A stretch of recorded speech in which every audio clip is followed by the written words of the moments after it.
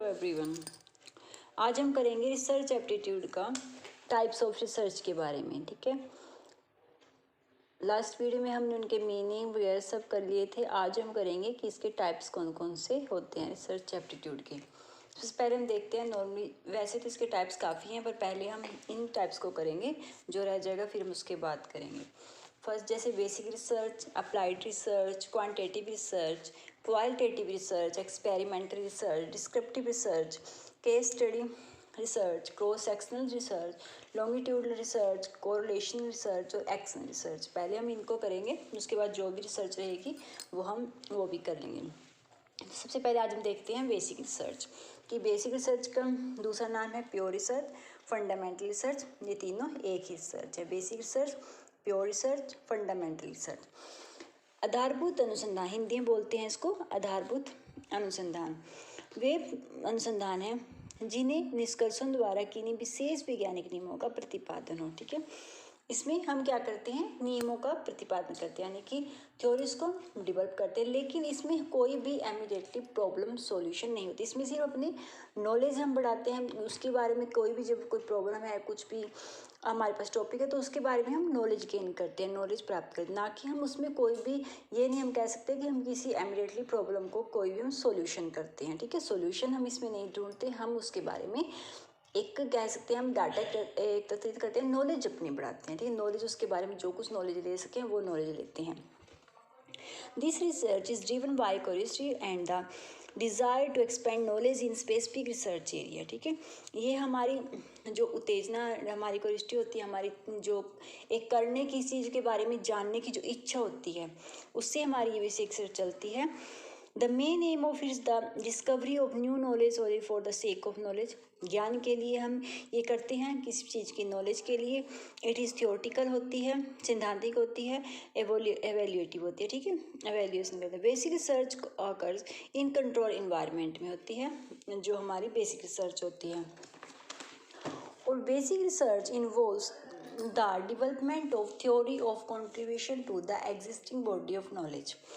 और जो basic research है वो उसकी जो थ्योरी है वो कंट्रीब्यूट करती है किसी चीज़, जो भी हम नॉलेज, जो भी हमें नॉलेज प्राप्त करनी है उसमें। क्योंकि बेसिक रिसर्च जैसे नाम से ही है, ये एक रिसर्च का हम कह सकते हैं बेस है, बिल्कुल बेसिक रिसर्च होती है, जिसमें हम प्रॉब्लम का सोल्यूशन नहीं ढूंढ रहे हैं, लेकिन उसके बारे में एक नॉलेज अपनी बढ़ा रहे हैं, उसके बारे में नॉलेज एकत्रित कर रहे हैं। ठीक है, the finding of basic research have universal validity होती है। In case of fundamental research it is the desire of know something, कुछ जानना, हमें किसी चीज़ के बारे में जो जानने की कई बार हमारे पास कोई टॉपिक हो, हमारे पास हमें एक चाहत होती है कि हमें इसके बारे में जानना है, उसके बारे में पूरी नॉलेज हमें एकत्रित करनी है हमें।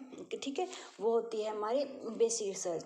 Research that is concern with the generalization and with the formulation of theory are term as fundamental research. ठीक है, वो रिसर्च जिसको हम जनरलाइज कर मानने कर करते हैं और फॉर्मुलेट करते हैं थ्योरी, वो हमारी है फंडामेंटल रिसर्च।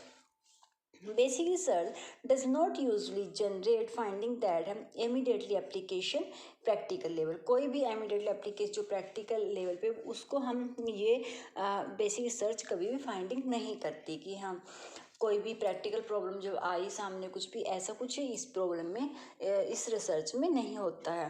जैसे एग्जांपल के तौर पे आप समझते हैं कि जैसे मैंने दो एग्जांपल लिखे हैं कि जैसे एक study looking at how alcohol consumption impact the brain, किस तरीके से अल्कोहल जो है हम ब्रेन पे इम्पैक्ट करता है, तो इसके बारे में इसी नॉलेज हमें लेनी है। ठीक है, कोई हम उसका सोल्यूशन नहीं ढूंढना है कि हाँ हम इसको कैसे रोक सकते हैं, कुछ कर सकते हैं, लेकिन उसका क्या इम्पैक्ट होता है, हम उसके बारे में एक अपनी जो नॉलेज है उसको बढ़ाते हैं या उसके बारे में कंप्लीट नॉलेज कोशिश करते हैं करने की। जैसे सेकंड एग्जांपल में लिखा, in education basic research is use to develop pedagogical theories that explain teaching and learning behaviours in the classroom. ये है एग्जाम्पल। ये जैसे एजुकेशन में हम देखते हैं कि जो टीचिंग और लर्निंग जो बिहेवियर क्लासरूम में किस तरीके से उनको डेवलप करना है, किस तरीके से हम क्लासरूम में, ठीक है, वो प्रोसेस करते हैं। जैसे एग्जाम्पल है ये ये मैंने बताया कि किस चीज़ के बारे में हमारा एग्जाम्पल है, एजुकेशन के बारे में, ठीक है।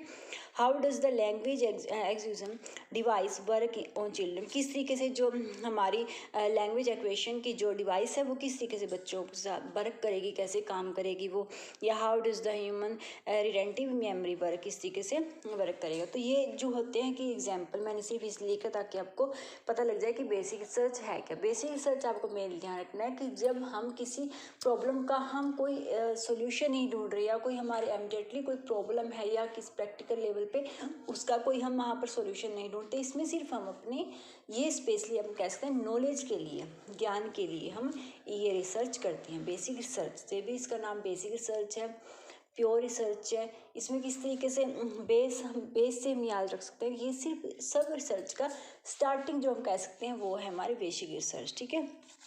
अब हम जानते हैं सेकंड, जैसे हमारी सेकंड है इसमें अप्लाइड रिसर्च, ठीक है।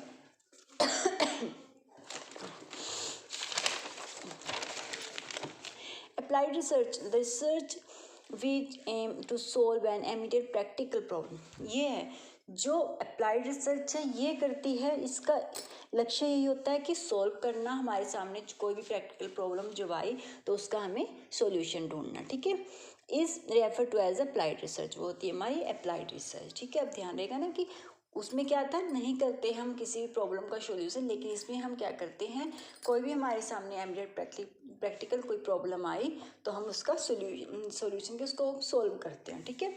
Applied research is a method use to solve, क्या किस चीज़ में यूज़ होती है, solve specific and practical problem, चाहे वो इंडिविजुअल हो या ग्रुप पे हो, ठीक है। कोई प्रॉब्लम उसका सॉल्यूशन करते हैं हम। एक्सप्लोरेटरी है बट यूजुअली जान क्या है, डिस्क्रिप्टिव होती है। Involves precise measurement of the characteristics and describe relationship between variables of a study phenomena. Example, जैसे एग्जाम्पल से आप समझोगे इजी, जैसे एग्जाम्पल है study on how to improve literacy in teenage, जैसे किस तरीके से हम इम्प्रूव करें। देखो इसमें क्वेश्चन क्या उसमें था, जैसे हमें करना है कि हाँ अल्कोहल किस तरीके से ब्रेन, लेकिन इसमें हमें कैसे कि हम किस तरीके से इम्प्रूवमेंट करेंगे, तो हम उसका सोल्यूशन ढूंढेंगे। किसी भी चीज़ का अगर हम कहेंगे कि आज हमें अपनी स्टडी में इम्प्रूवमेंट कैसे करनी है, तो वो हम प्रैक्टिकल करेंगे, ठीक है। उसका हम सोल्यूशन ढूंढेंगे कि हम किस तरीके से उसको कर सकते हैं।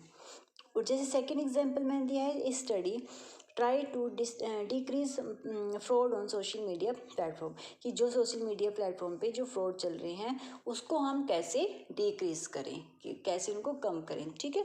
तो इसमें हम क्या करते हैं, सॉल्यूशन ढूंढते हैं किसी भी प्रैक्टिकल प्रॉब्लम का, ठीक है। तो वो होती है applied research. Applied research is practical है एंड कॉजल होती है। Applied research conduct in real world setting में ये कंडक्ट होती है हमारी, क्योंकि ये प्रॉब्लम वो सॉल्यूशन करती है जो हमारे इमीडिएटली जो प्रॉब्लम है हमारे सामने, जिनको हम फेस कर रहे हैं, हम उन प्रॉब्लम को इसमें सॉल्यूशन करना चाहते हैं। इस पर कुछ स्टेप होते हैं अप्लाइड रिसर्च के, कई बार स्टेप पूछ लिए जाते हैं, तो हमें थोड़ा ध्यान रखना चाहिए कि हाँ फर्स्ट में क्या है, लास्ट में मेनली हमें, क्योंकि क्लियरली सब स्टेप तो आते नहीं, लेकिन हमें एक सिक्वेंस होना चाहिए कि हाँ इसके बाद ये आएगा, ठीक है। स्टेप 1 है जैसे आइडेंटिफाई द प्रॉब्लम, स्टेप 2 है review the literature, step 3 clarify करते हैं फिर प्रॉब्लम को, ठीक है। पहले हमने आइडेंटिफाई किया प्रॉब्लम है जो भी हमारे सामने, फिर रिव्यू किया लिटरेचर, क्लैरिफाई किया प्रॉब्लम को। स्टेप 4 है क्लियरिंग डिफाइन टर्म्स और कॉन्सेप्ट जो भी हैं उनको डिफाइन किया। फिर फिफ्थ स्टेप है डिफाइन द पॉपुलेशन, जहाँ भी हमें ये करना है या जहाँ भी हमें रिसर्च करनी है। फिर है 6 पे डेवलप द इंस्ट्रूमेंटल प्लान, जो भी हम प्लान करते हैं किस तरीके से हमें सोल्यूशन करना है। फिर हम क्या करेंगे 7 पे हमें कलेक्ट करेंगे डाटा, ठीक है, जो भी हमें डाटा चाहिए जिस तरीके से भी हमें कलेक्ट करना है। और फिर 8 स्टेप पे जैसे एनालाइज करना डाटा को, या समरी करना है, कंक्लूजन्स का निकलता है, ठीक है, रिकमेंडेशन फॉर द सॉल्यूशन। तो लास्ट में हमारा क्या होता है, वो सॉल्यूशन निकल जाता है किसी भी समस्या का। तो ये इसके स्टेप है हमारे अप्लाइड रिसर्च के। ये मैंने थोड़ा हिंदी में लिखा ताकि आपको फिर क्लियर हो जाए कि बेसिक रिसर्च और बेसिक रिसर्च, जिसको हिंदी में बुनियादी अनुसंधान भी बोलते हैं, आधारभूत अनुसंधान भी बोलते हैं, और इसको हम मौलिक अनुसंधान भी बोलते हैं। तो ठीक है, तो ये हम इसके अलग अलग नाम है, ठीक है। बुनियादी अनुसंधान, बुनियादी वही है बेसिक, क्योंकि ये बुनियाद है किसी भी रिसर्च का, हम क्या स्टार्टिंग हम कह सकते हैं, बेस है हमारी रिसर्च का हर किसी का।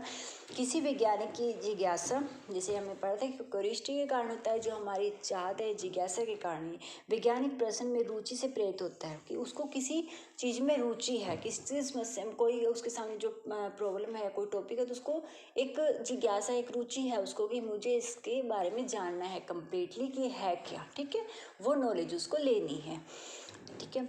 तो वो है मुख्य प्रेरणा, मनुष्य के ज्ञान का विस्तार करना है, ना कि कुछ बनाना या आविष्कार करना। बल्कि इसमें कुछ ये नहीं है कि हमें कोई इनमें कुछ आविष्कार करना है या कुछ कर, लेकिन इसमें हम क्या करते हैं, अपने ज्ञान का विस्तार करते हैं, अपनी नॉलेज को बढ़ाते हैं, उसके बारे में नॉलेज को विस्तार करते हैं, ठीक है। ये होती है बेसिक रिसर्च। अप्लाइड रिसर्च है, जिसको इंग्लिश में बोलते हैं अनुप्रयुक्त शोध, ठीक है, वो होती है अप्लाइड रिसर्च। का संबंध मूलतः वैज्ञानिक ज्ञान व तथ्यों पर आधारित उन उपायों खोज करना होता है जिनके द्वारा व्यवहारिक समस्याओं को हल निकाल के, जो भी हमारी प्रैक्टिकल प्रॉब्लम है, जो भी हम प्रॉब्लम फेस करें, उनका हमें इसमें क्या करना है, सॉल्यूशन निकालना है। तो ये है इनमें थोड़ा डिफरेंस, इससे आपको ध्यान रहेगा। तो ये थी हमारी आज की वीडियो। नेक्स्ट वीडियो में हम जो हमारे इससे आगे है क्वांटिटेटिव रिसर्च और क्वालिटेटिव रिसर्च के बारे में दोनों रिसर्च करेंगे, ठीक है। नेक्स्ट में ये दो हमारी हो गई हैं, तो ऐसे हम सारी कंप्लीट कर लेंगे। इसके बाद जो भी रिसर्च बचेगी वो भी हम कर लेंगे। तो ये थी हमारी आज की वीडियो। अगर आपको अच्छी लगे तो प्लीज़ लाइक किया करो, सब्सक्राइब जरूर किया करो। Thank you.